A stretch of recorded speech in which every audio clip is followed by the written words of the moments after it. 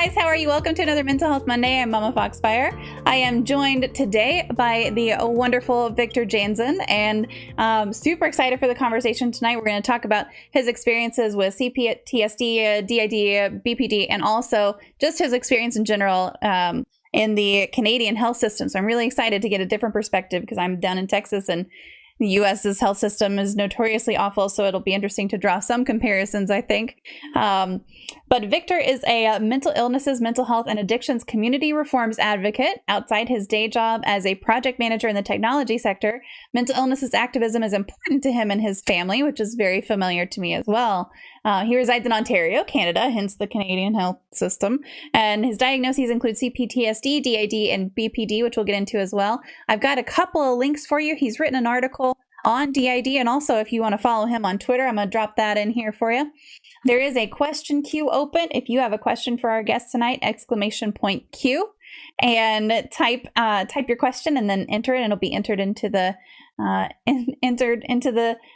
queue for us, and we'll make sure to get to it. If I don't get to it right away, don't worry, I do see it. I will get to it. Just sometimes I try not to interrupt the flow. But Victor, thank you so much for joining us tonight. I really appreciate you taking the time. Hey, thank you for having me. I really appreciate it. I'm excited to be here. What's your favorite part about being a grandparent, and how does that differ from being a parent? Well, I was trying to think of something really funny to say here, but I mean, everyone's probably heard this before, but being a grandparent, you can give them back. That's that is true. That's one of the, I guess, that's one of the things. But I mean, I've got two great daughters, and it's, I love my granddaughter to death. She's just a spark of life. There's so much potential, and you can just see her interested in everything and learning. She's 3. And she's just a bundle of joy. I mean, it's kind of frustrating with COVID and COVID protocols and shutdowns and all this other stuff that I really can't, see her in person. But at least we can video chat.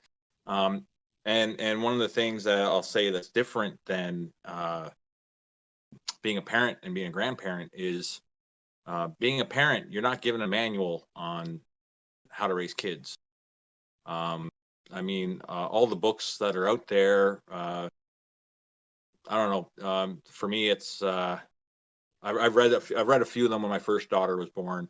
By the time my second daughter was born, I mean those books became a fire starter. Quite honest. Yep. And I think a lot of those books are just bullshit baffles brains as far as I'm concerned. And I mean, I relied heavily on a lot of, well, I didn't rely on my parents, but I relied on my wife's parents, how to raise kids. And I gotta say that, coming from a household of 2 older brothers and just being around all boys all the time, having 2 daughters, well, I don't know the first thing about girls and girl issues. So that was a challenge. And I find it quite interesting and peculiar that my whole life is surrounded by females primarily. So yeah, it's but yeah, I mean, I love my kids. I love my well, they're not kids. Sorry, I love my young adult, powerful young women. Who have a sense of ownership of who they are and what they want to do. My granddaughter, who's just a spark of life. Like I said, there's so much potential there, and I'm going to do whatever I can to nurture that potential and make sure that she knows expectations of the new world that we live in.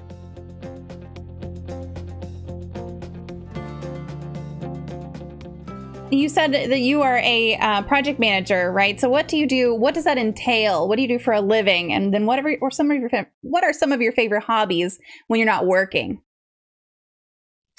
Well, for a living, I spend a lot of time on the phone.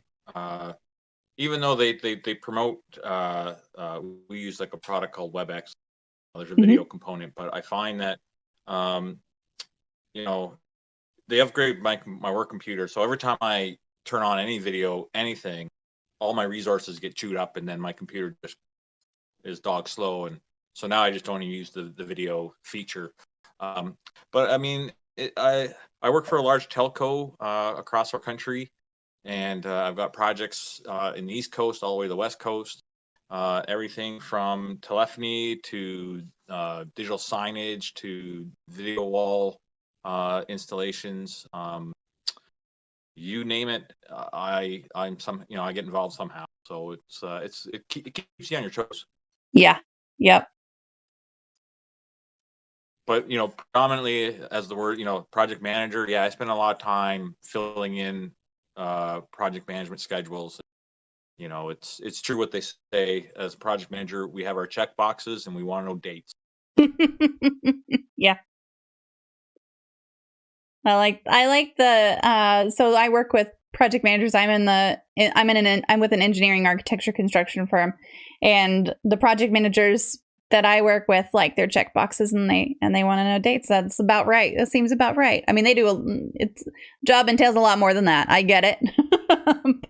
but boy, do they like their check boxes. That's for sure. Well, for the layman out there, who are not familiar with project management, I mean, that's the only way I can sum it up. Mm-hmm. Yep. No, that's a good summary. So what do you do outside of work? What are some of your hobbies? Well, I like reading a lot, so I like to spend a lot of time, and it's interesting because I mean I spent a few years reading or reading fiction books, and then I don't know, it just didn't do it for me. And I realized that I want to learn, um, and to be quite honest, and I think part of this has to do with how I was brought up, because I'm more about life learning, uh, and so it's always you have to be adaptable. And once we get into my story and you understand my background, adaptation was crucial to surviving. I'll be honest with you. Because of my upbringing, my family of origin, I walked away from a full blown paid university education Wow. to get away from the family. So it's God knows what I would have done with if I had a university degree. But Yeah. so my university is life, and I read a lot of nonfiction. I read a lot about well, in the last 7 years, I've been consumed by the business of mental health Mm-hmm. and the modalities that are being used. And I want to be very clear here. Mental health is a business. It's not a condition. It's a business model. Mental well-being is a state within the human condition, and then mental illness are the injuries to the physical body.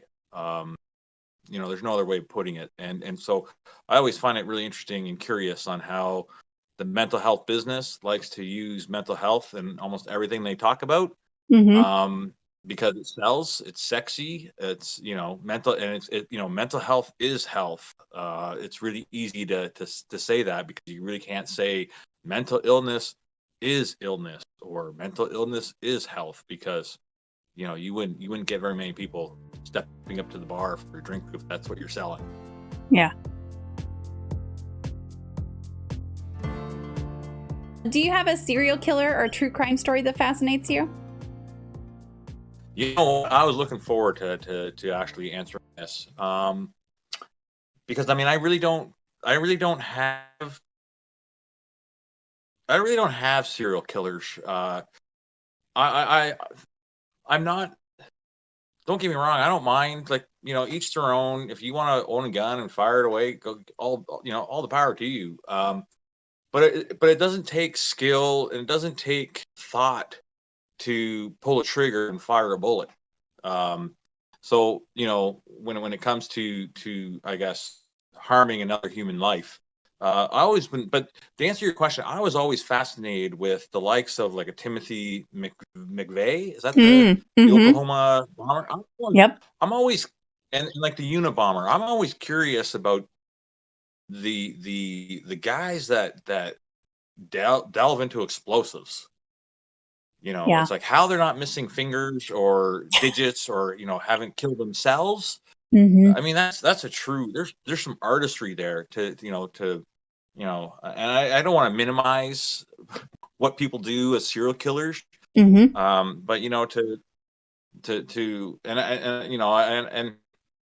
don't know. I don't have sensitivity to a lot of things, so this might irk people. But I mean, for people to walk into any store and just start picking people off with a bullet, well, there's no skill in that. So I mean, at one point, I just kind of look at it and go, no, where are the people who less effort, the most with the results, and that's that I always think of Timothy McVeigh on who would have thought a truckload of horse shit would blow up half a building or blow the face of a building. Yeah. Sorry for my crassness. No, you're you're fine. It's fine here. I promise. Yeah, the things that people decide to do and what drove them to do those is always what fascinates me. Just what went into the decision to do something like my delicate ears. Exactly. Yes. How dare? No. It's one of those things that, how did they get to that point, and how did they decide their modality of what they're going to do? That's always an interesting part of what drove them to that point. See, now here's a really interesting question for you to ask your guest. Depending on what sex they are or where they fit into with gender, I always think, it's like, ask the question, who is your favorite female, psychotic or serial killer or along those lines? Because I mean, you got to dig pretty deep into finding, because you do. Violent, like women can be violent. I'm just putting that out there. It's man. If I had to answer that one, there was one, and I don't remember her name. But it was way back. And she poisoned her whole family. She poisoned several kids.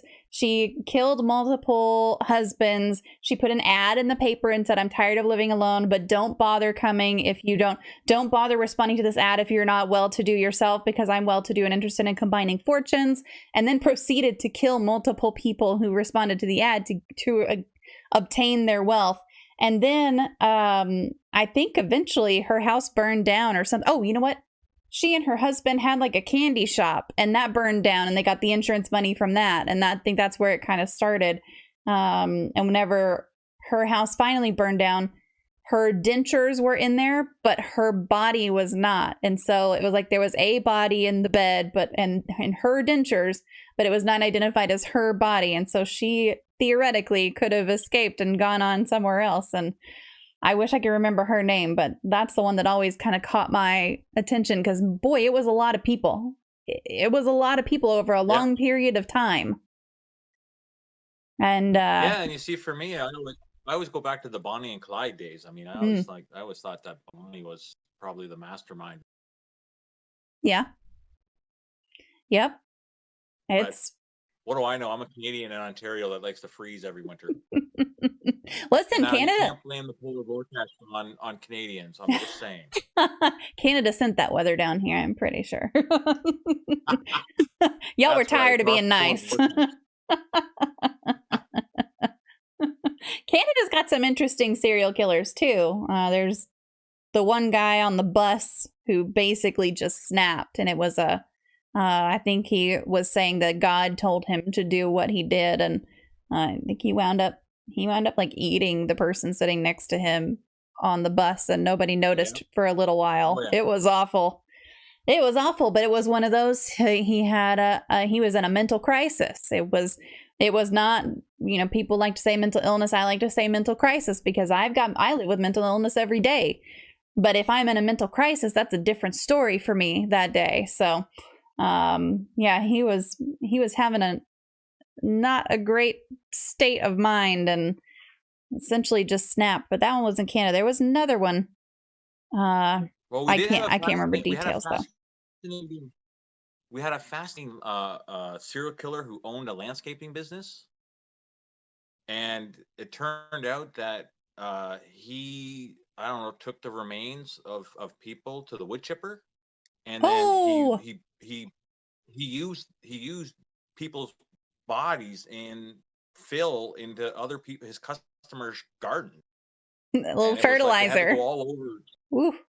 Yeah, they had to go all over the place to go and like once they found out that he was I think he was targeting homosexual males, Oh, and wow. once they found out who this person was, and they had some hard evidence, they actually started going to some of his customers' homes and saying, "We have to dig up your garden." Oh my gosh. Can you And there's like imagine? police tape.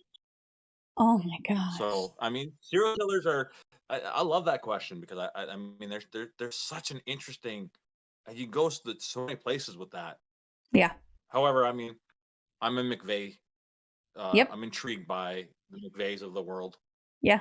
Yep. That's a good one. That's a good story. I mean, it's not a good story. Obviously, none of these are ever good stories, but it's an interesting one to kind of study. If you're into studying those kinds of things, that Oklahoma City bombing. When did that happen? It was in the 90s.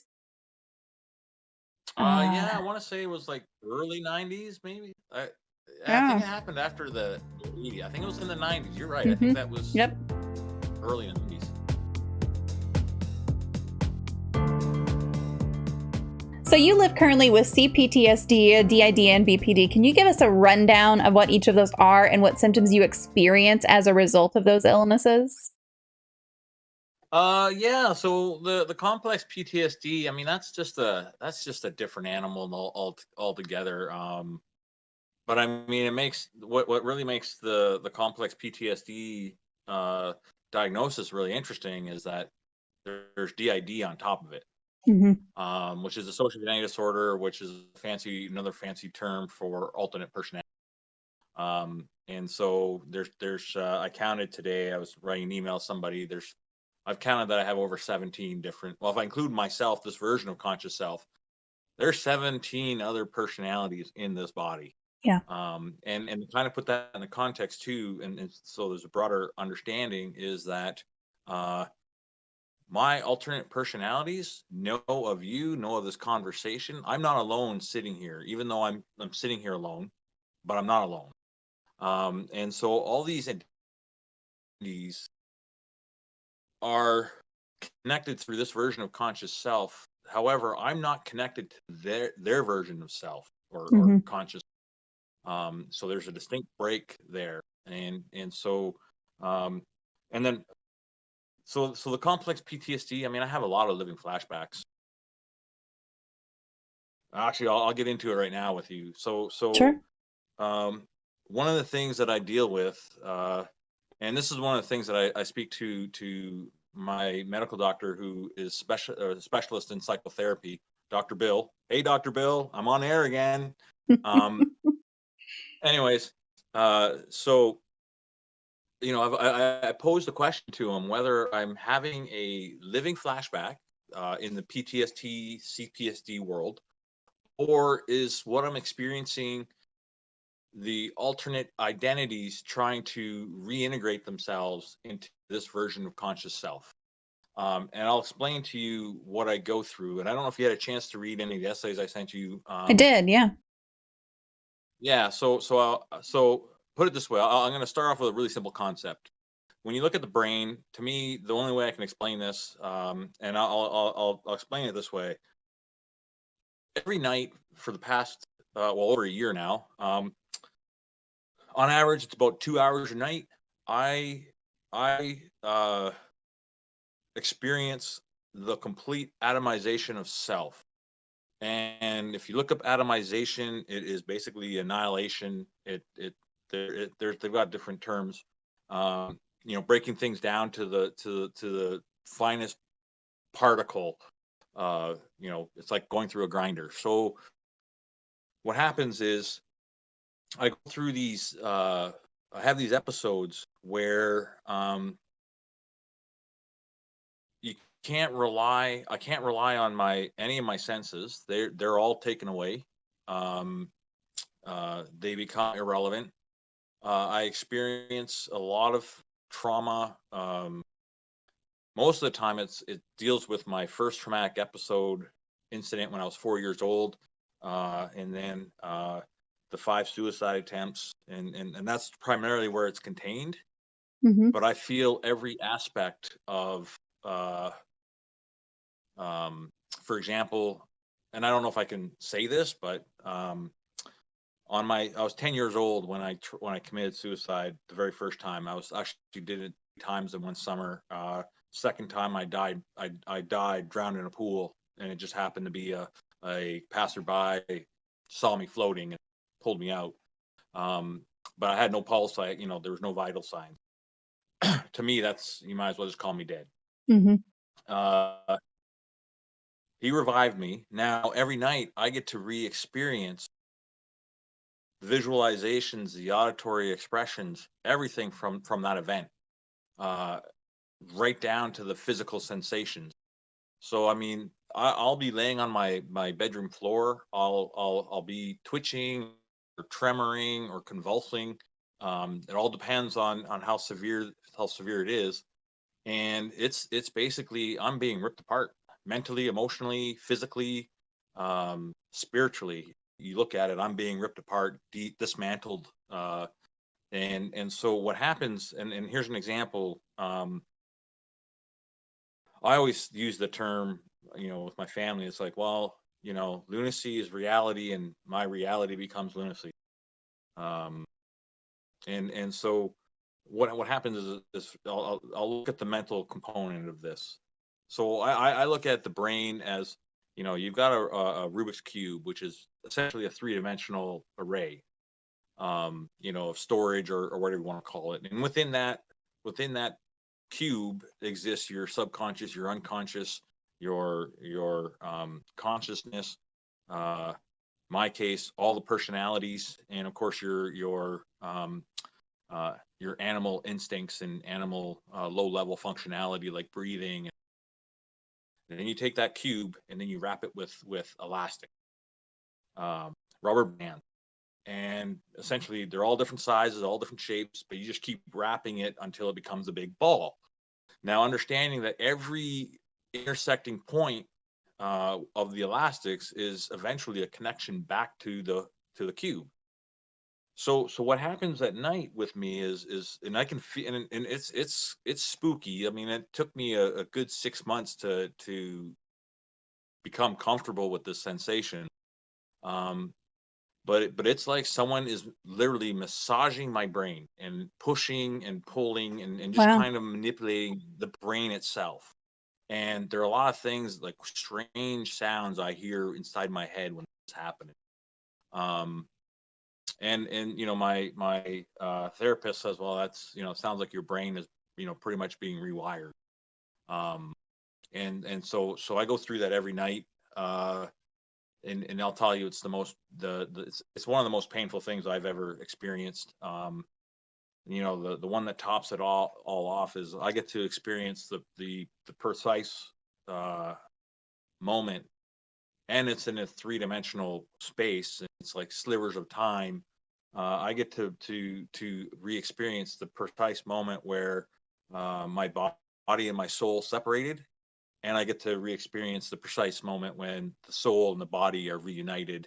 I will tell you from my experience that we're not designed to re-accept the soul Mm-hmm. once it leaves, and it's the most painful thing in my life that I go through, and it's like it's I don't know. It's either God has a God, if the religious people, I'm not religious, but I mean, the only way I can say is it's either God or the devil has a great sense of humor, and I just happen to be the joke.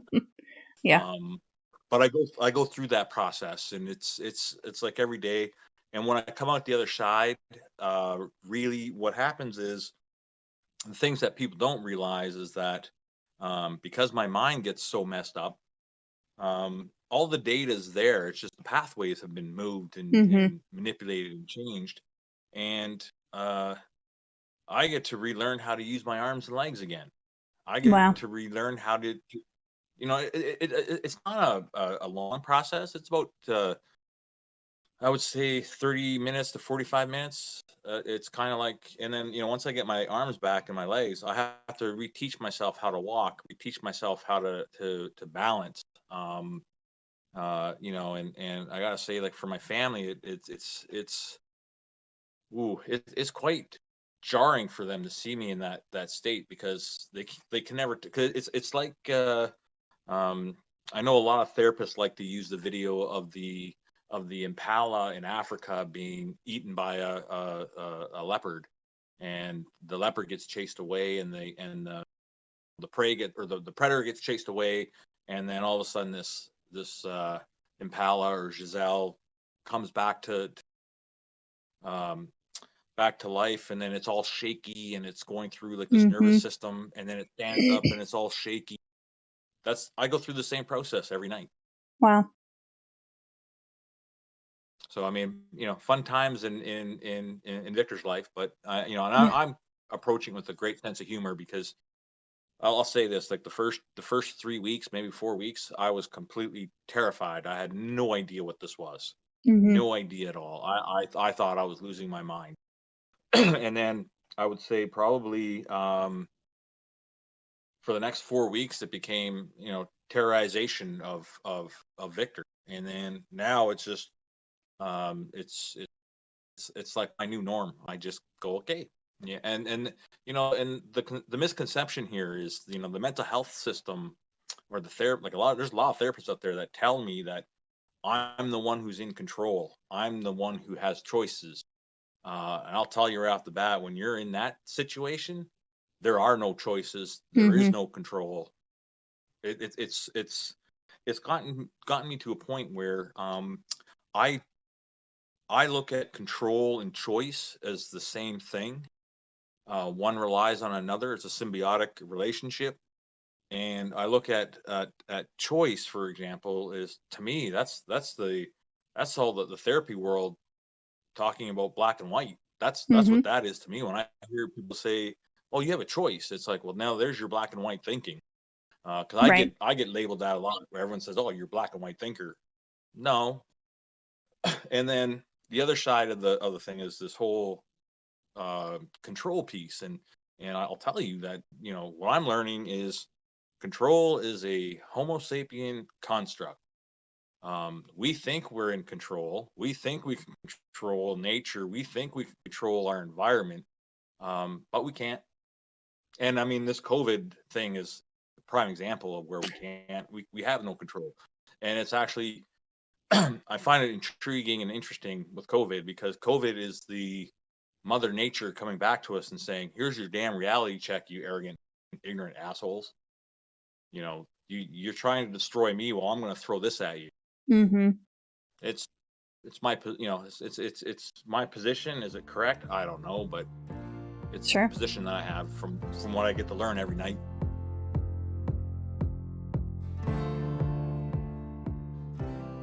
Well, the dissociative identity disorder it was first documented in 2015 when I was institutionalized. I can't remember if it was voluntarily or involuntarily.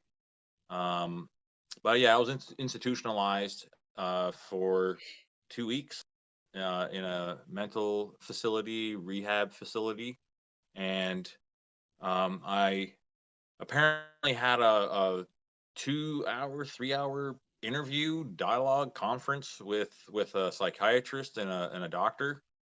Um, I came across as completely lucid, uh, like I knew exactly what was going on, Mm-hmm. held myself accordingly, had a proper conversation. The very next day, the psychiatrist saw me in the hallway and said hello to me and started asking me questions that people shouldn't know. Right. And I just about jumped out of my skin, and I looked her in the eye and said, "Who the fuck are you?" Right. How do And you she know said, this? "Whoa, wait, Victor, what's going on?" And it's just like, we had a 2-hour we had a conversation yesterday. I'm like, "No, we didn't." And so then, that brought on a whole litany of more tests and whatnot. And they finally documented that I have DID. So there is a version, and I might be jumping ahead of myself in these questions, but there is a version of Victor, um, that looks and appears exactly like this, comes across exactly like this, but nothing's registering. Mm-hmm. And and that came out too, and well, that came out in my court case, where all, like, my current circle of care, they all knew. Even my ex-therapist who took me to court, she knew, but didn't say anything. And so the courts did nothing. And apparently I pleaded guilty with, I don't have any recollection of being there. Wow. Which, if you want to get into that story, we can get in that story, but or you want to stick to your script. Oh, and by the way, for the borderline personality, Mm-hmm. there's a lot of things that in that realm that I hit. I used to have, excuse me, smoker's cough. It's not COVID. Smoker's cough. I smoke. Also, you can't catch it through the screen, so it's okay. Yeah. Um. So one of the things that I found, with the borderline personality is, yeah, sure, I had a lot of abandonment issues early on, but through different therapies and modalities, that's been laid to rest once and for all. But I do have a lot of, well, a lot of people say I like to break social norms and the construct of society. And I have a lot of distrust, and well, I mean, when it comes to my distrust, what my family of origin did to me, I was already distrustful, and it took me probably, well, from 18 to 40. It took me a long time to trust the world again. And then my ex therapist went and did what she did, and now I trust no one. Mm-hmm. It brings up a lot of issues with my current circle of care, because every so often they have to deal with the fact that I don't trust them. And I'll say this is where I'll have confidence in somebody. I respect people. If you're on the receiving end of the brutality of my honesty, that's a good sign that you have my respect. You know, if you're not on the receiving end of that, you're not getting my respect. Yeah, But absolutely. that you know, but the whole industry, my experiences, and I don't want to jump ahead here, but my experiences, the only thing I have to say about the mental health and addictions community as a whole is, they shaped they shaped who and what I am. They Mm-hmm. created me. The our What we have up in Canada here is called the Ministry of Attorney General, which is the court services and police services, I believe, is in that bucket. I could be wrong, but all the legal stuff in our province is under this Ministry of Attorney General. And I can tell you that they completely minimized my experiences. Uh, Essentially ignored all the medical. I had a medical assessment report, provided to the courts. I had almost a 30-page psychiatric assessment by a forensic psychiatrist to the court. And in Canada, we have a thing called mental health diversion. If you get, if, you know, and it's like, okay, the courts understand that you're mentally ill, but we're going to go down this stream and try to help you. Um, and the only person who can make that determination is the crown attorney, I guess, yeah, we call it the crown attorney. I'm not too sure Mm-hmm. who you call it when they work for the state. Is that the state attorney or something like that? I just want to make sure I got the right. Yeah, I mean, it would be the Well, we have the attorney general, and then if you're in court, Okay. I guess it would be probably a state's attorney or something. Okay. Yeah. So basically, that person is the only person that has the qualification, the power to make that determination. Hmm. In my case, my ex-therapist was a registered psychotherapist. She had nothing else as credentials. Uh, and female, and then of course the crown attorney was a female. And so when I look at what happened to me in my court cases, because I mean I've gone through so many tribunals and so many um, uh, complaints processes about my ex-therapist, um, and throughout the whole process, her lawyer kept going to the courts and printing off transcripts. So I mean that's how I found out about learning about what happened in court, is I read the transcripts just like everyone else, even though I Hmm. was, apparently I was quote unquote there, Yeah. but no one actually checked in to see if it was, is Victor this version of conscious self, is he really here in the building? Does he really understand what's going on? Right. Yeah, there was no one like that. And also I was supposed to have one. I was supposed to have someone like that, and which is take it a step further, that's an infringement on my Charter of Rights and Freedom, kind of like your Constitution. Hmm. It's the same thing. But yeah, that was completely ignored, and it is what it is, I suppose. And so that lit the fire in my belly uh, to help others. So you also mentioned already some of what you describe as characters, and that you share your life with these. Would you tell us a little bit about those characters? Sure. Well, you know what? I'm and this might be hard to take for some of your viewers and listeners, but I have to start there because it's basically ground zero, where everything started for, especially with the DID Hmm. component. So when I was 4 years old, I was standing in my driveway watching a little ground, what they call it, an abachi fire barbecue. Um, so I mean, it wasn't too far off the ground, and so it was lit and it was burning, and my brothers were behind me, riding their bicycles and skidding behind me and getting closer and closer to me, and I wasn't really paying attention to what they were doing. And so I was just watching this fire, and then I don't know, I just got absorbed in watching the flames and how they danced and caressed with one another. It was just an amazing, beautiful thing. Um, well, then I got hit from behind. I ended up falling into the fire. Suffered severe burns to my hands, my chest. My chest got pretty much branded on the side of the barbecue, and uh, burnt my throat. There were a lot of things that happened. When my one eye got burned, my face, the hair, you name it. And then I don't remember what happened once I pulled myself out of the fire. And then I woke up, and then these are my first childhood memories, by the way. On top of this, Yeah. and then when I woke up, I was in a hospital alone.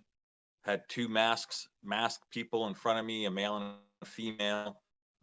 Could hear voices, couldn't understand what was going on. I couldn't talk, I couldn't do anything because I burnt some of my vocal cords or my throat, from all the hot air. Anyways, I just started freaking out, and next thing I know, I'm getting stabbed with a needle, and lights out for Victor at that point.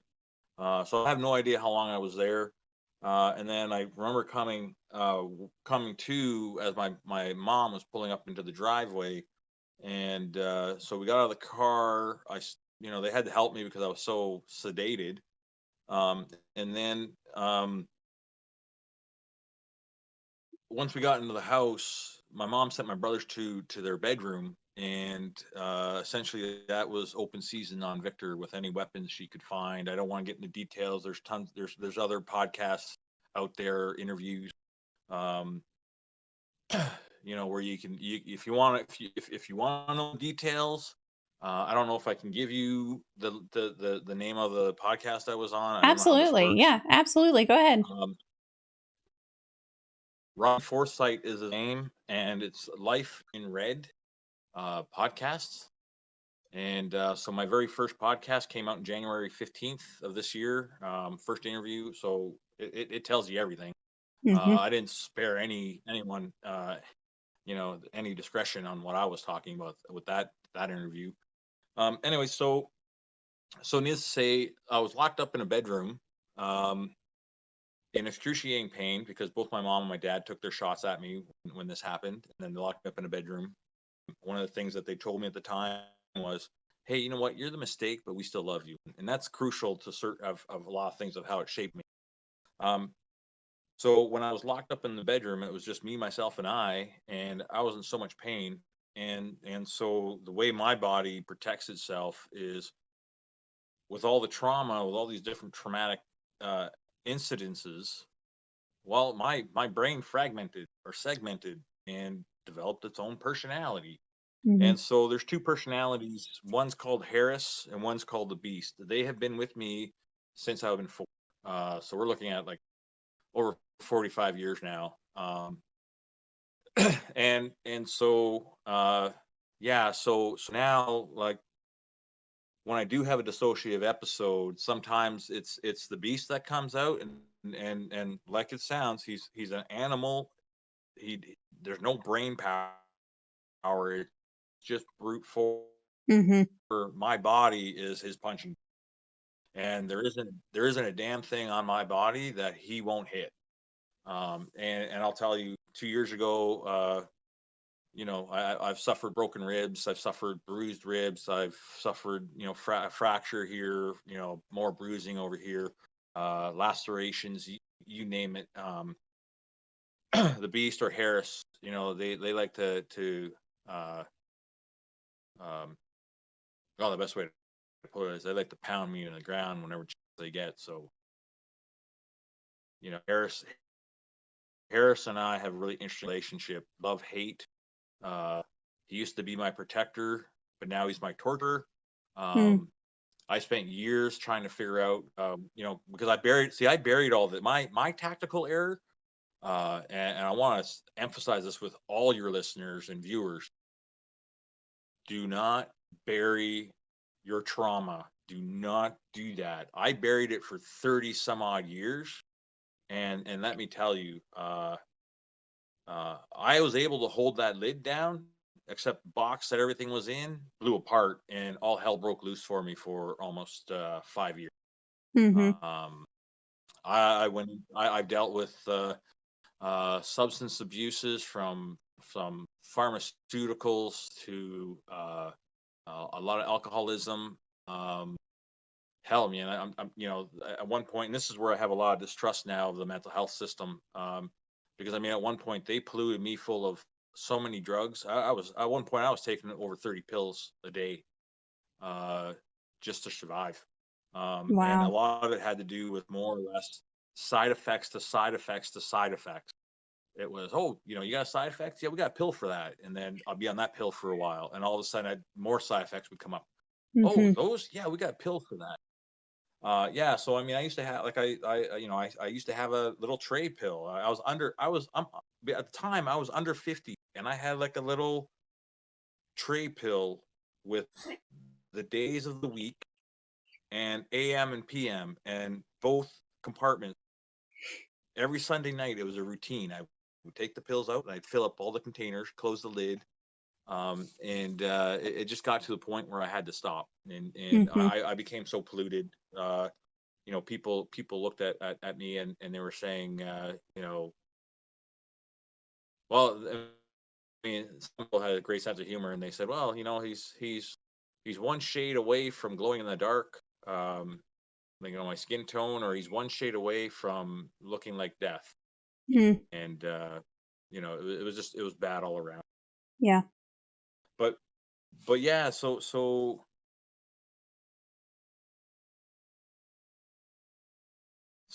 yeah, when it came to the entities, yeah, Harris and the Beast have been there the longest. The ones I Hmm. find really intriguing And I'll just give you a quick run because I wrote an email today, and I wrote down all these. Sure. Like I said, there's 1, 2, 3, 4, 5. So there's 6 versions of 6 distinct identities of what we call little Victor. There's 6 versions of that, of that individual or that entity, and they're each their own. They don't really cross pollinate. And then there's 3 different versions of teenage Victor. And there's one pretty much for each suicide attempt. There's one for for a police beating I took when I was either 11, somewhere between 11 and 13. I was assaulted by police. But the other ones I want to talk to, the ones I really find fascinating, and like I said, there's another version of me, but nothing checks in up here, and he's the most difficult one to actually check or actually identify, because I come across as a fully functional human being, Right. and it's obvious that something's missing. And then I have a really interesting identity called the Warrior Chief, and he's a Aboriginal, Native, whatever you want to call. I don't know if he's a spiritual healer. I don't know if he's what he identifies himself as, actually a warrior chief, but he does send emails or communicates via email through my email account to my circle of care. But the majority of these next ones I'm going to list here, they all know technology, and so far I have to qualify this by saying Harris has his own email address. Wow. I don't know the password to it. I don't know the password. I don't know anything about Harris's own email. So I don't know if he's sending stuff or when he sends stuff. All I know is that I've received death threats from Harris. Wow. Multiple times. And I go to my circle of care and go, what do I do with this? It's one of those things, but there's also another interesting identity called the poet, and to me, this one, he's the most fascinating, or she, I'm not too sure, what that entity is the most fascinating, because what happens is he is like the conduit for all my personalities to share stories with, and he writes about it and then broadcasts it to my circle of care and everyone else who happens to be on that he knows their email address. So I don't know if you get a thing from me and it's signed off the poet, it's not me saying anything. I just wanted to be clear on that, because they usually all sign off their names on the bottom of each email before my name. But yeah, so there's about I want to say there's about 375, somewhere around there, different communications from the poet. I've got this great idea now that I think I'm gonna, because I haven't seen one yet and I don't know how to do it, and so maybe I can lean on your following to help me out here, because I've never written a book before, but I have this idea that actually I want to take all the writings, because my circle of care, what they end up doing is, when these emails are sent on behalf of these entities, they send them back for me for acknowledgement, analyzing, digesting what they say, and reflecting on the poetry, the poetry themselves. And there are a lot of times where I have no idea. I'm reading this information for the first time when they send it back to me. And this is what kind of got me. Part of what got me in trouble with my former therapist is the fact that my DID personalities would send, but it wasn't just exclusively to her; it was to my whole circle of care. But she was primarily part of the content of the emails, and so so my ex-therapist, I guess, took offense to that, and well, besides the two dissociated voicemails. Um, anyways, the and one of the voicemails. I'll be honest with you, was kind of nasty. But it wasn't me who said it. Right. But it was all used, and all these words and everything were weaponized against me, and she used it all and hung me in court for it.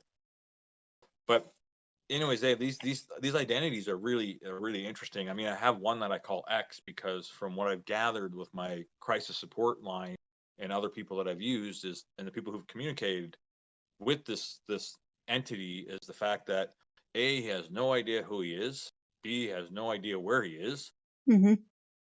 C, he doesn't even know if he exists. And so we just call him X because we don't know. We don't know what or who he is. And then of course the last one I want to touch upon, and the poet is the one who is the communication channel for this group. There's a group inside of me called management. What the hell that is, how many people or members are part of management, I have no idea. So I mean, I look at it and go, is there another 20 identities that I don't know about and they call themselves management? Only time's gonna, time will find out. So Mm-hmm. yeah, it's kind of really interesting. It's kind of a mixed bag. I know that when I do dissociate, I can tell the difference when the beast comes out, based on where I'm attacked. Um, the beast really, the beast really likes to go for, uh, he likes to go for the ribs. I got a bad ankle. He likes to go after my groin, and punches me in the mouth every so often. I've got broken teeth, spit out a lot of fillings and all kinds of stuff just from that one entity alone. Where Harris, for example, if he comes out, he's gonna literally try to break any bony or make me bleed. It's one or the other. It's just the life I live. So hopefully that answers your question. Yeah. Yeah. I mean, I think that it does, and um it's interesting to hear you say, there you have this piece called management, and you're just not sure how many.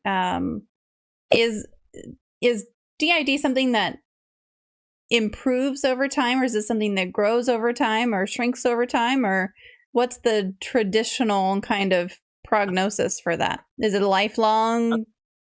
That's a great question because um, with my circle of care, we're all under the understanding that from the perspective of of my mental illness and the severity of everything, they've kind of told me that I'm no man's. I'm I'm out there, in no man's land, and that we're writing the book or the chapters as we go along. There's no book. What I'm going through is not covered in any uh, Mm-hmm. university textbook. So it's all new. This is Yeah. new for a lot of people. So I mean, kind of in a certain way, I'm comforted to know that my support staff, um, we're all on the same page. I mean, they're at the other end of the page. I'm probably at the bottom end, but um, we're all on the same page when it comes to managing this animal. I know this, so like I don't have there is no fix. There's Mm-hmm. period. There's no any and I don't want to sound uh I don't want to sound too crass and whatnot, or sound, I mean, a lot of people say I'm a negative person because of my mental illness experiences, throughout the processes I've been through. But I just want to say, if you're seeing uh, a mental health professional of any sort and they say that they can fix you, my suggestion would be tell them to go fuck themselves and just turn around and walk out the door and Yeah. find yourself another therapist, because with mental illnesses, um, there is no fix. There's no fix for PTSD. There's no fix for CPTSD. There's no fix for borderline personality disorder. There's no fix for DID.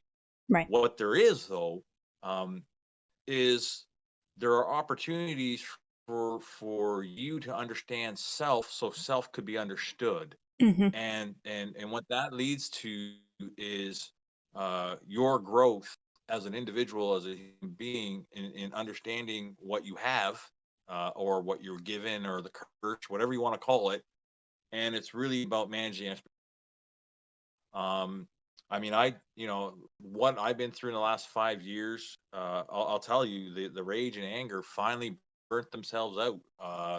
I want to say maybe like a month ago. I don't have you're seeing the turn the toned down version of me, because yeah, I used to get quite animated and quite furious, with talking about my mental illness, talking about what happened, how I was hung in court, the health system, Ontario, going through all these complaint processes. They've all turned their back and made me feel like the bad guy. I mean, that shit would make me mad too. So don't don't feel Yeah. like you're alone in that. I mean, if that's something that I think would No, make and anyone pretty angry.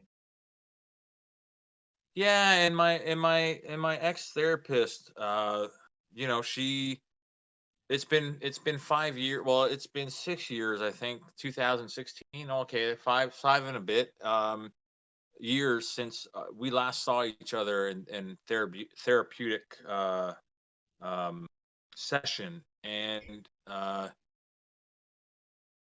she came out in 2017, said that she was going to give me my health records when I requested them. Her lawyer said the same thing, and then they came back to me, because it happened in December, and they came back to me and they said, well, your file's so large that we can't meet this date. And because there's government documentation saying that there's a 30-day calendar day window, Hmm. I went back to them and said, adhere to the 30 days. And once I did that, at the 11th hour, I got an email from her lawyer saying that, yeah, they're not going to release my records. And I've been in this fight ever since. They've used legislation against me. Um, we have this thing in Canada. It's I don't know what the acronym stands for. I just know how to quote this. It's called PIFA. It's something about personal health information privacy. Um, and it's called PIFA. And one of the things with PIFA is that there's a section 52 EI, which says that you are a risk to others and yourself, uh, if exposed to certain information. And so with that, that's all I keep hearing from their camp. And Wow. yet, they supplied it to me in August of last year. Um, and we have a organization called the Information Privacy Commission, which is what we short form for IPC, and they're supposed to protect the public. And I've gone to them 7, 8 times now with the same complaint, the same issue. And because when they decide something, there is no condition or sentence to that decision. So if they send me the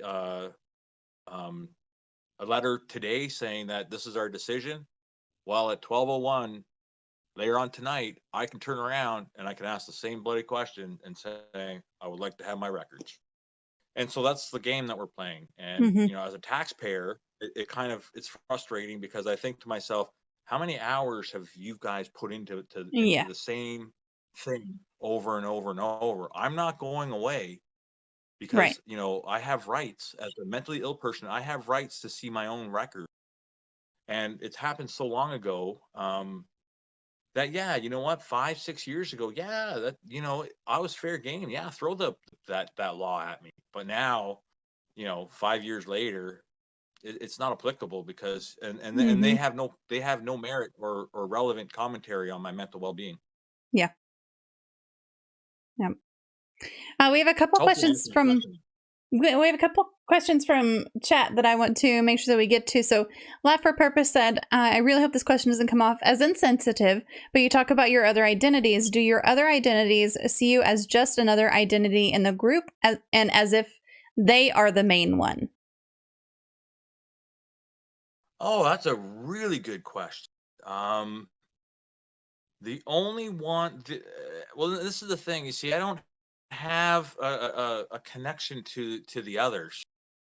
So uh, the only one I can say that thinks that he or it's the main one because I've seen it in writing is Harris likes to refer to me as the host.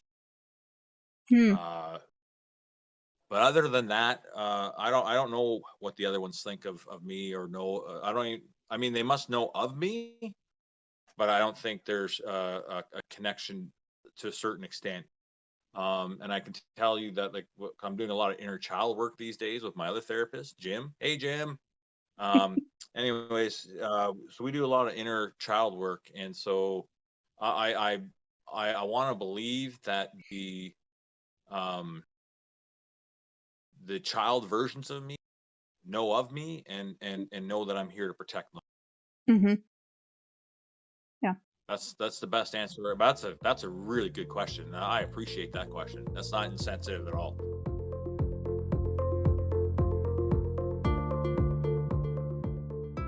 Can you share with us some of your favorite and least favorite aspects of dialectical behavior therapy, prolonged exposure therapy, and equine assisted therapy?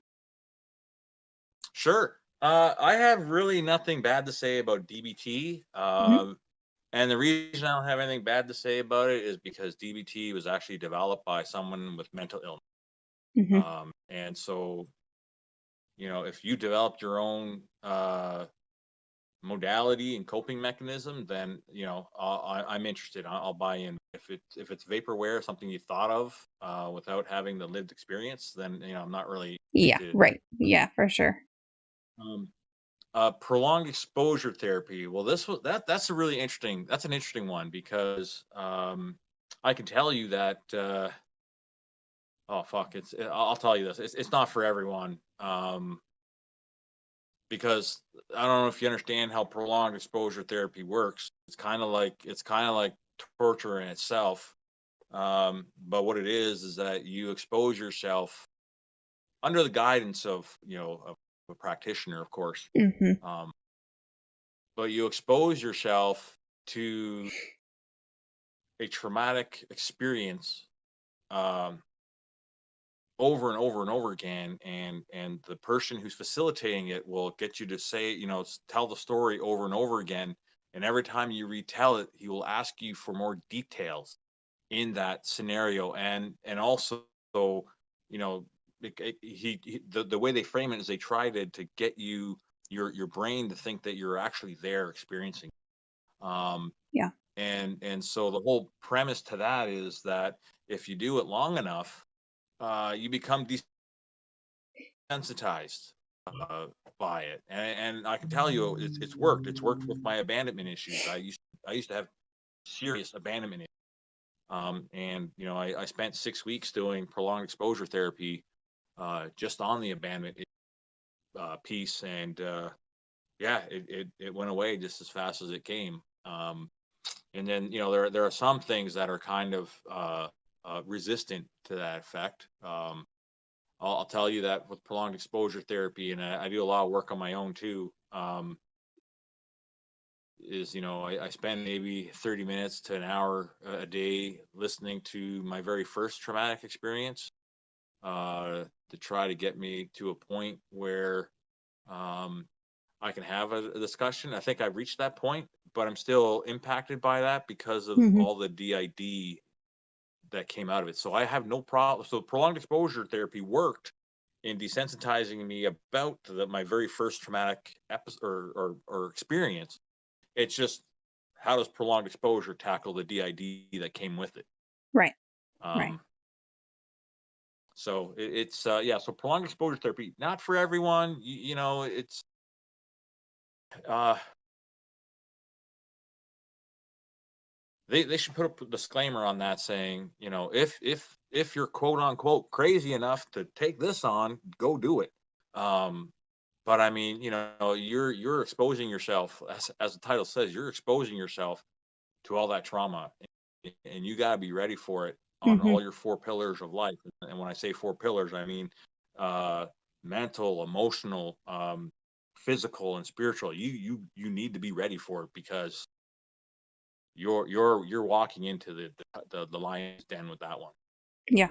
Sometimes you know you'll get hurt, uh, but sometimes you got to feel the pain in order to heal. So that's what I got to say about prolonged exposure therapy. I you know I've seen it work on me on some of the things that I thought could never be resolved, and it's resolved a couple things.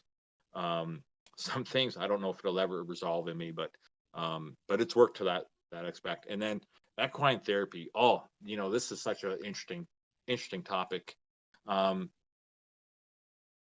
the good things about equine therapy is, um, a the equine ther- therapist that I have. She's not. I can't really call her a therapist. She's actually an equine assisted learning coach, and so I spend a lot of time with the herd, and I'm sure most people who follow me on Twitter have seen the herd, and whatnot. I've taken some videos, and I can tell you that it's really about um, calibrating your nervous system.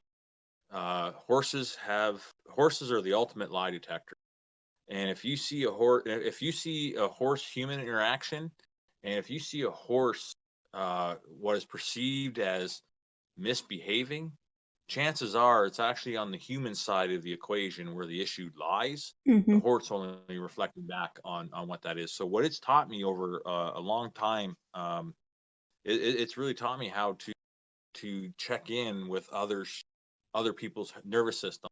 Um, so for a prime example, um, you know, with COVID and all this other stuff, I've been, you know, and I use a crisis line, you know, almost like almost a daily basis to get by. And what I can tell you is, sometimes when I'm going through my nightly episodes, I have to call the crisis number, um, just to get me through. But part of it is the support that I need from them is for them to be speaking, so that um, I can then hone in on their style of speaking. I can their rhythm, their, you know, all these underlying issues within speech itself. If you close your eyes and really listen, um, you can really begin to sense and feel the person's nervous system. And so what the equine therapy has taught me this process is, uh, it's given me the opportunity to understand, um, and recalibrate my own nervous system by speaking to someone else, or hearing someone else speak who has a even keeled or a semi balanced nervous system. And so it's very beneficial in that respect. I can tell you that when I first started working with the horses, my nervous system, this goes back to about 2 years now. When I first started working with the horses, Theo, who's a big lovable goof of a Clydesdale. He didn't grow up on a horse farm, so he doesn't really think he's a horse. Um, and he, you know, he's I think he grew up with goats or something like that, but he's a really interesting character. And so when I first started working with him, my nervous system was so out of whack that as I was standing beside him and trying to work with him, he used to bite my arm all the time. Like literally, like not like a little nibble, like he Right. would come down and clamp on my arm, you Hmm. know. Um, didn't break skin, but he left, like, you know, I would have his teeth marks on my forearms, you know, even through my clothes. And Horse bites so bruise pretty good too. So. yeah, so it was, so from that perspective, it was really interesting. And then slowly, you know, working with him and the rest of the herd, you know, I've been able to really find and see the benefits of this version of equine therapy, where it's really about the existence of in the moment, and it's as simple as this. You just have to be, quote unquote, be with the horse, be just in your environment, just exist. You don't bring anything else to the table. Like you have to be able to reach that point. And when I really think about it, when I look at how my transformation, my growth, and it's an ongoing thing with the horse therapy. I've really become well, I really changed my viewpoint of the world, because when I look at the world now, to be quite honest, the world that we live in is complex, but it's not complicated. The and this is where the complication comes into play.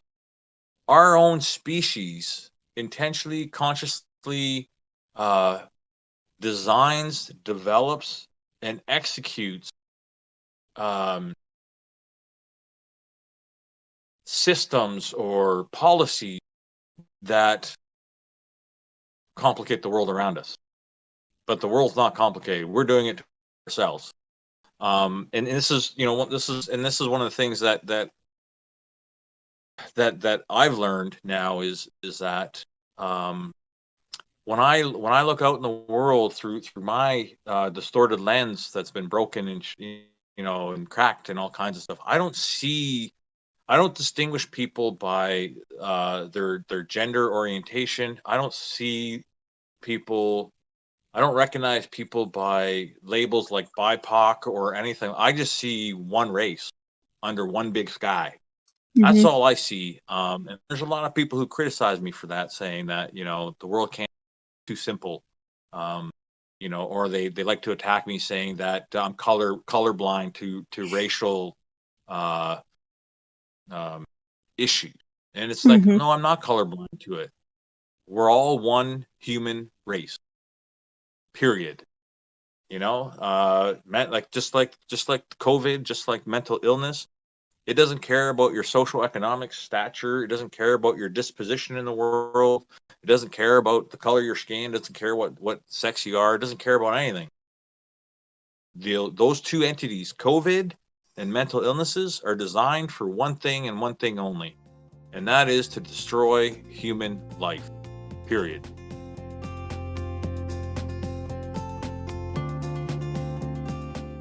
So you grew up in an abusive household, as you've described a little bit for us here, from your brothers to your parents.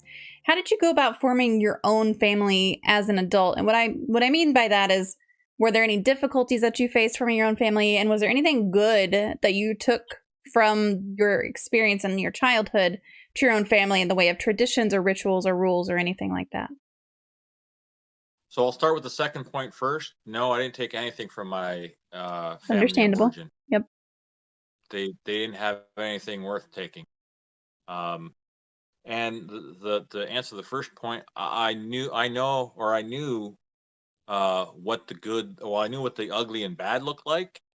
And so when you start looking at parenthood and families, and you start looking at that bar, I know how low that bar was set for my upbringing. So any raising in the bar above that is a win. And so I try to put the bar pretty high. And I would say what I found really challenging, like we were talking about earlier, my kids are daughters, so I don't know the first thing about how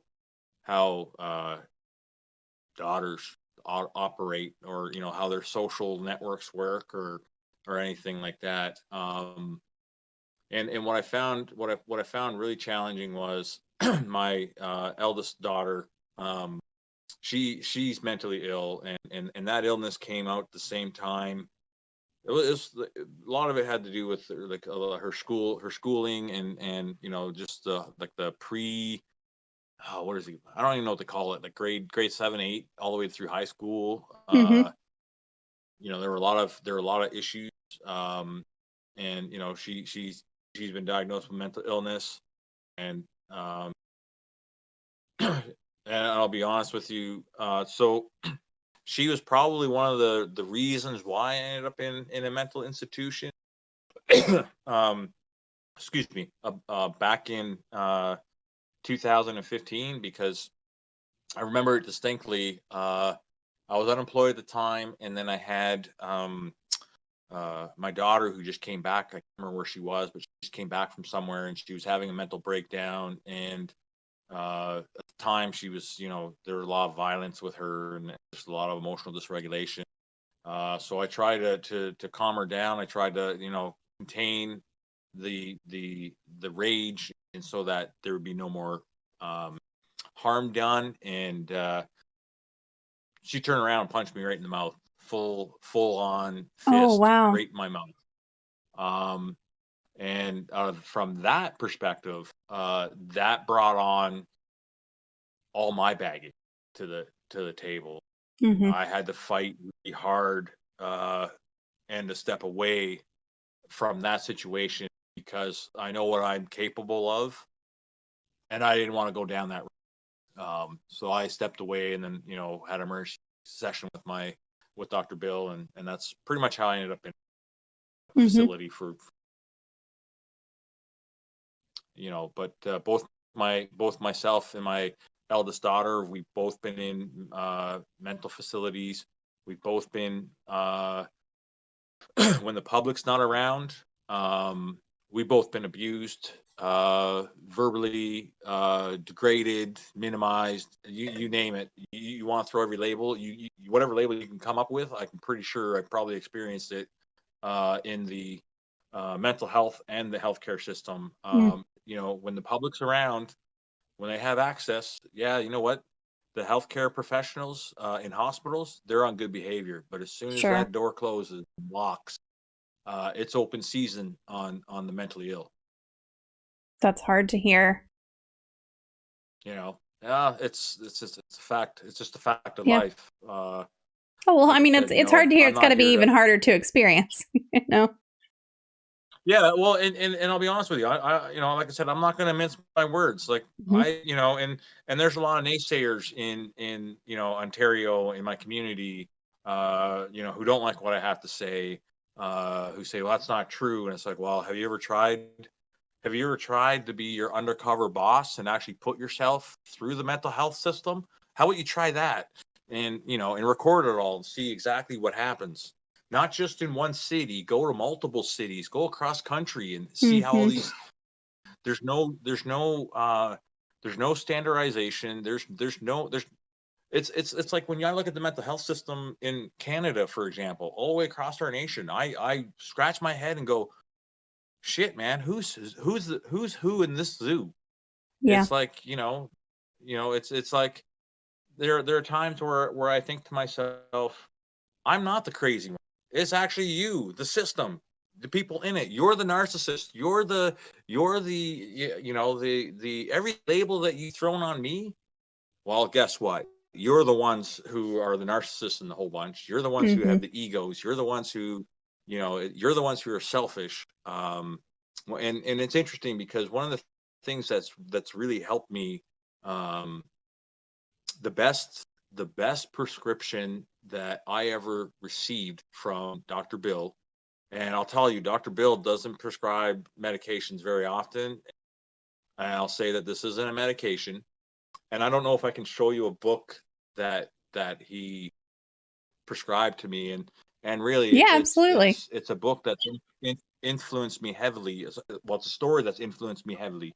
So here's what the book is. I don't know if you can see that. It's called Lame Hmm. Deer: Memoirs of a Sioux Medicine Man. Oh, you still writing there? I'll keep it up. Yep. I'm looking it up on Goodreads. Got it. All right, good. So the Lame Deer story is he's actually a real individual. And it's a really interesting story, but it's inspired me. And this whole story, when I go through my nightly episodes and I get totally dismantled. I used to always tell people, they're like, how did you get through it? And I would always say, I focus on tomorrow's sunrise. That's all. My only promise I can give you is tomorrow's sun. Um, but when I look at when I read this book, and I've read everything that he went through, his career and all his whole exploits, and then I've come to the realization, and this is what's helped me get through a lot of my tough times Mm-hmm. is that what I'm going through serves a purpose, and what I'm going through is my own rite of passage. Everyone, I've come to believe now that everyone in life has their own rite of passage. We all have our own Sundance that we have to attend to, not by choice. It'll just happen. And, some people are luckier than others.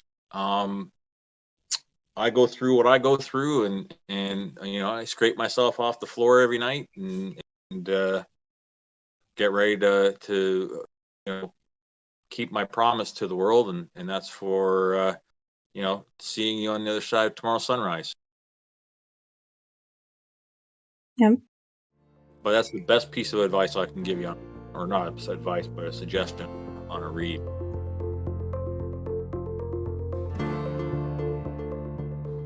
So if you could go back in time and give yourself a piece of advice, when would you go back to, first of all, and then also what would that advice be?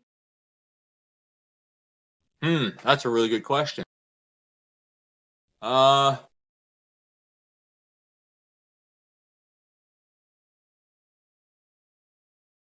that's a really good question. I mean, I look at it, and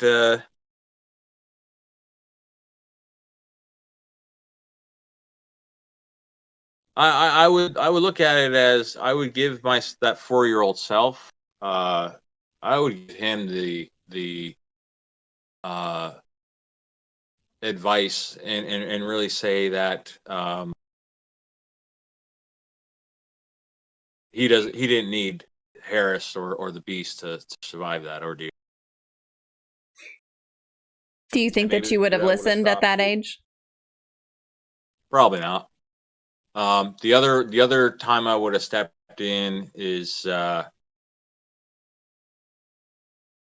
would pick any one of the suicide attempts. Say don't do it. It's not Yeah. worth it. Yep. Because the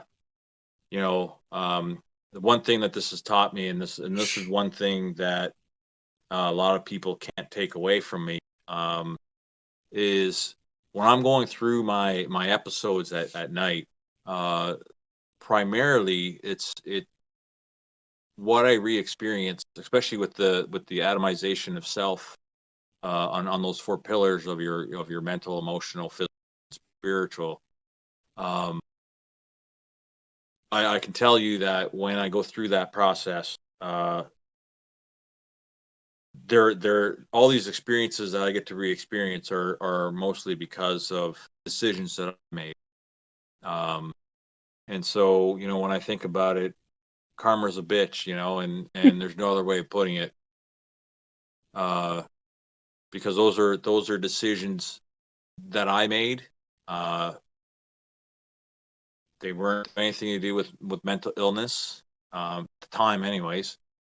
I mean, when I looked at it, when I look back at it, and I think to myself about that 10-year-old, and I've done a lot of reflecting. When you go through what I go through at night, a lot of times, all you can do, this version of conscious self, is step back and just have a seat and be an observer, because I can't do anything to change the situation. It's just I go through the meat grinder. So you spend a lot of time reflecting, and like I said, I've been doing this. This experience has been going on for over a year and a bit. So you spend a lot of time reflecting on all kinds of different things of the world, philosophy, you name it. And so when I think about it, it's I would love to show those earlier versions of me what I get to experience now, and say, do you want to go down this road? Mm-hmm. Knowing that you're going to impact uh, this version of yourself when he's 50, 40 years later. Right. You're going to have detrimental impact on him. Yeah.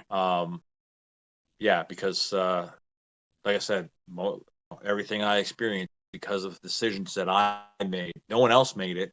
And when I look back at it, when I look at my family of origin, all the violence. And you have to understand that it was so violent, and my parents would use my brother, you name it, they would use anything as a weapon. If it wasn't nailed down, it was a weapon. And I was on the receiving end of that weapon. So um, when I look at the whole the whole situation, it's one of those situations where it's like, well, do I kill all of them, or do I kill myself? It's either them or me. Someone has to go here. Mm-hmm. And I'm a firm believer that no man, no woman, human has the right to take another man's life. But uh, I see nothing wrong with people personally making that decision, because I mean they have that right. Mm-hmm. So take it, leave it. Edit that out if you want. I mean, I don't condone. I want to be clear here. I don't condone uh, suicide. I don't. Um, but from what I've learned and what I see is that if someone really wants to do it, it doesn't matter what you put in front of them. It doesn't matter how long you lock them up for. Uh, when they see an opportunity, they're going to take it. Mm-hmm. And it's a sad state of affairs. It's one of those things where you got to look at life and say, yeah, you know what? Uh, as a community, as a mental health and addictions community, it comes down to a very simple equation. It's either you win some or you lose some. And once you wrap your head around that and you accept what you can tolerate, then you'll become a good healer.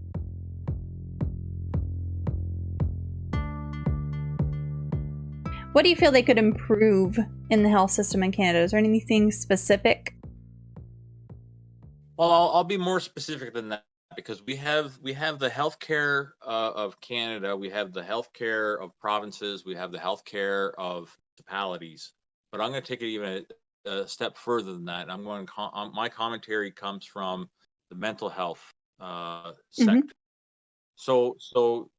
The very first thing that I would say is missing globally is a root system.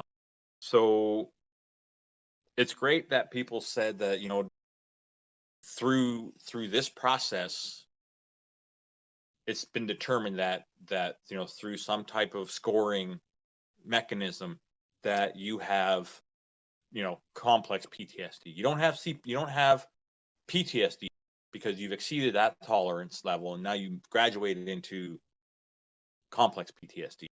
Uh, Same thing with the social identity disorder is, they run some test and it's all based on scoring. And then it's like, well, you come up with this number. So yes, we think you have DID. Um, and, borderline, there's all these little tests that everyone does with Mm-hmm. algorithms and, you know, um, equations that to layman's person means nothing. Um, and I really think that when it comes down to it, someone has to put like a grading system in place, uh, taking all factors about mental illness diagnostic and put it and it's kind of like fire. We know how we have degrees of burns. Mm-hmm. You first degree, second degree, third degree. Well, the same approach has to happen in mental health or mental illness as a whole globally. Is that there has to be some type of global standard that we can all say, okay, yes, you know what, you are a first degree mentally ill person. You fit into the second degree. You fit into the third degree. Um, because like I said, my ex therapist lacked training, and she was boxing way above her weight class for my DID, and and their governing bodies and different aspects of the mental health system, they like to play games. Um, because, you know, my ex-therapist on her website, for example, I'll use her as an example. She said that she, you know, works with dissociation and works with parts work.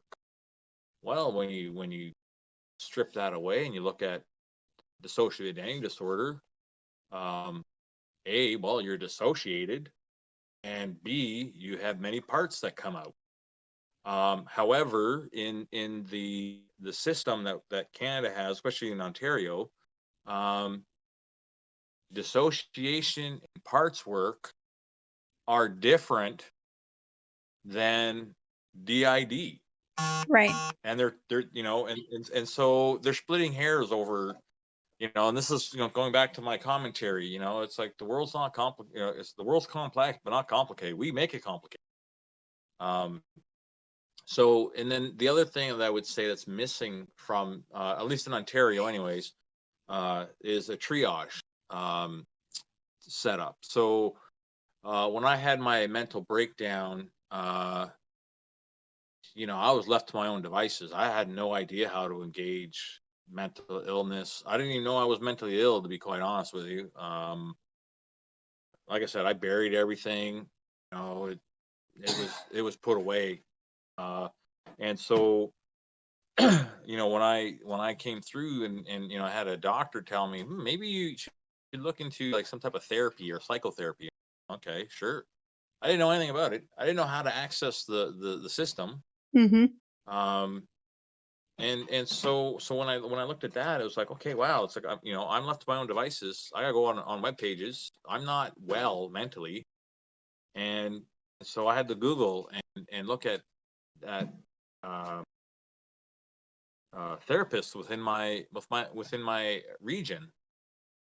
And you know, it's like whatever resonated with me is basically. Right. And so I found a therapist who's, you know, her background resonated with me. You know, she was spiritual, but she wasn't uh, associated to any organized religion, because I mean, I was brought up in organized religion. You know, the hypocrisy of it all.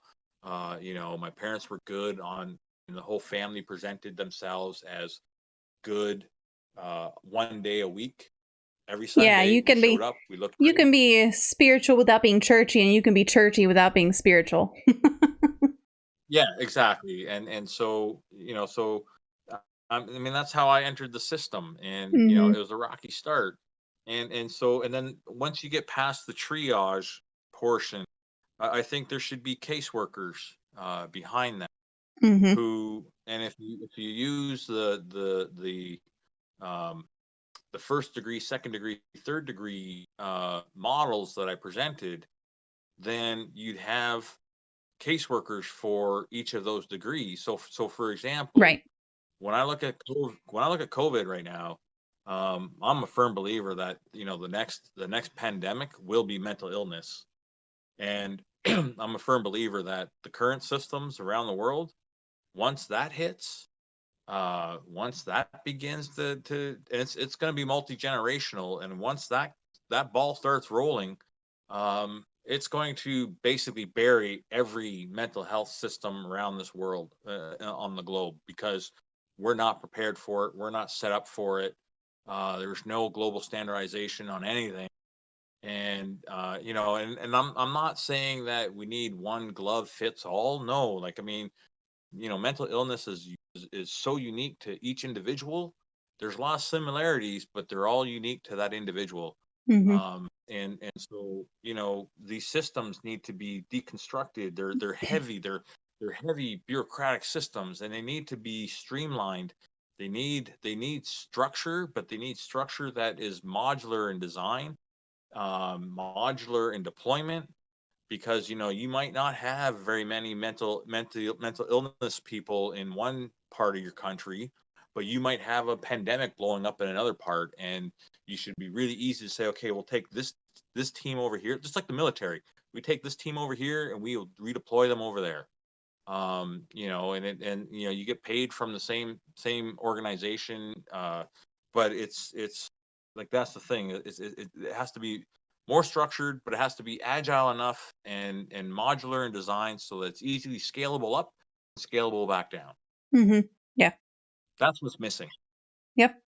Well, and I think going back to the scoring part of it, if you have DID stage 3 or whatever, and you are looking at this therapist and it says DID stage 1, you know that that's not going to be a good fit. But with lack of that, it's hard to match up with someone who has the right level of capabilities versus what you're experiencing. I think that that would be a great thing to Absolutely. implement. And I think it would require a lot more testing and more Absolutely. People rigorous, should be. yes, more rigorous requirements for some therapists and mental health providers. I think that that would have to be I part of that. Yeah. So I put it this way.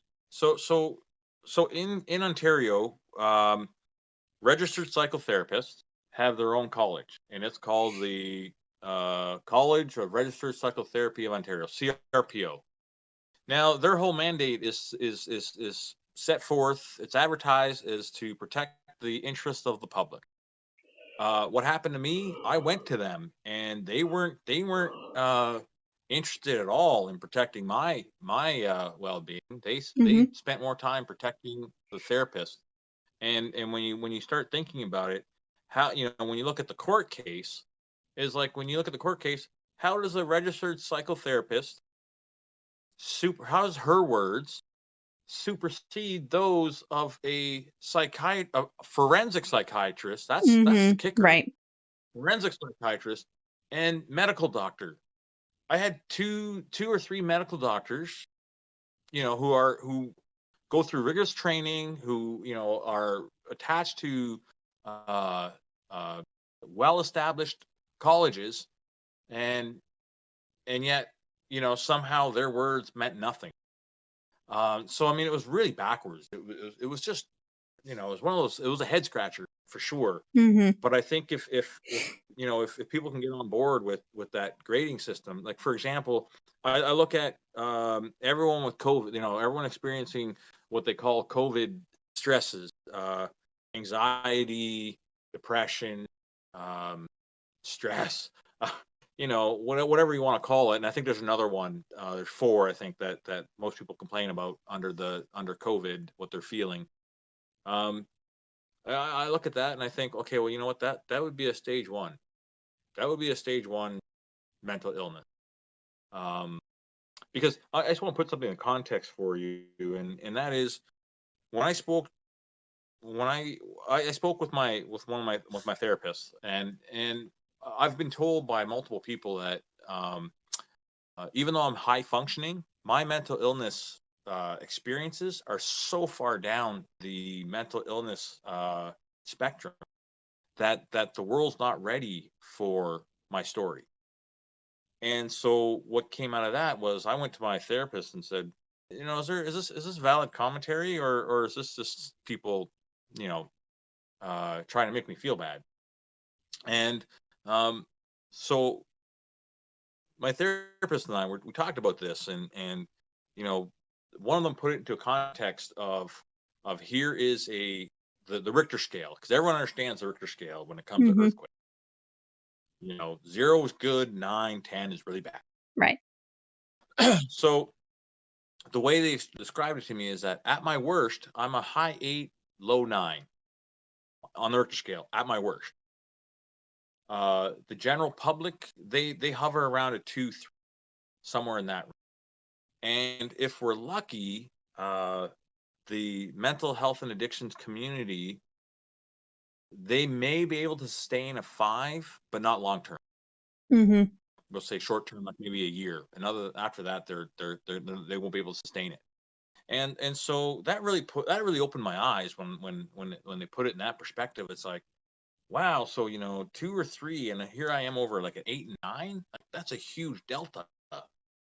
And then when I start thinking about where the industry is, I mean, they're aiming for a 5, and then there's people like me, high functioning, and yet we're so mentally ill, that we've been institutionalized, and that's where there's a lot of misunderstanding. Is how can Victor be so mentally ill that he can hold a full-time job? He can, he has a long-term relationship with his wife over 25 years. He's got a family. how can he be so mentally ill? And so, you know, there's got to be different ways of approaching, you know, Yeah. the how to remove the stigmatization of mental illness versus high function.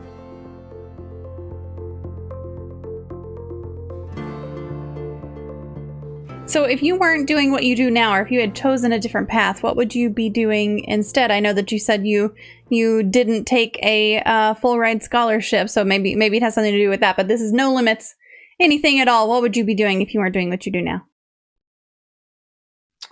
Oh, that's another good question. Um, if I had my way, I mean, I would love to travel the world with my wife and experience the world. I'd like to go to, you know, I would love to go to Tibet, India, you know, the birthplace of middle or Eastern philosophies. Oh, I'd like to spend a lot of time there and just the culture experience. I mean, the Western world's not really cut up to it's landing flat on the promises that they tried to deliver Mm-hmm. So traveling, you think would be? Is your wife interested in traveling as well? all the time. Yeah. Yeah, and it you know, and it's one of the frustrating parts because of everything that's happened to me. Part of the issue is that I get a lot of anxiety when I go out, Mm-hmm. because I mean, even though you know, I pleaded guilty, which I don't have any recollection of ever doing, but because of that, I was, you know, handed down an 18-month probation sentence, but I was also handed a 3-year open-ended sentence. With that being said, it's really, if anything happens to my ex therapist, or if I get in trouble with the law, and this is valid until April 2022. If anything happens, they can reopen my case and put me in Wow. jail at any time they want. So that clouds over my head, Mm-hmm. and so what that does is makes it a challenge for me to actually go outside. You know, simple things like walking around the block. My head's always on a swivel. When I drive, when I go out, if I have to go somewhere, my head's on a swivel. Uh, I know that when I see police vehicles, I clench my teeth quite hard, and you know, cracked a few other teeth doing so. And you know, my jaw gets all locked up, and there's a lot of stress there, partly because of my experience with all the police brutality I've taken when I was a young child, and then as well as the police brutality I experienced as a mentally ill person. Um, but I mean, you know, and when you have that over your head, you know, you don't know if they're coming for you or not.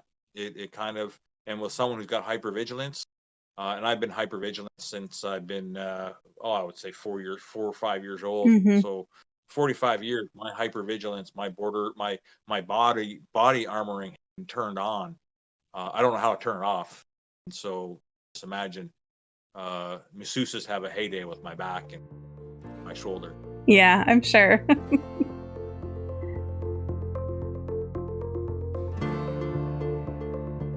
So this is the magic moment of the stream where I'm going to wave this magic wand and you get to eliminate one common opinion or misconception or theory surrounding mental illness, disabilities, or talking about mental health.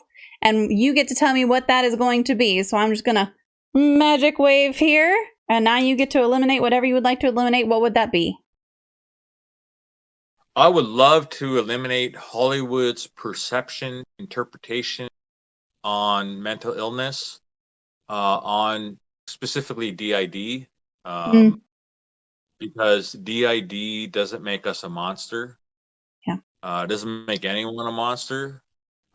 Sure, there are terrible things about DID, um, you know, you know, I always think about that movie Split, and I think, man, that movie's just so full of shit.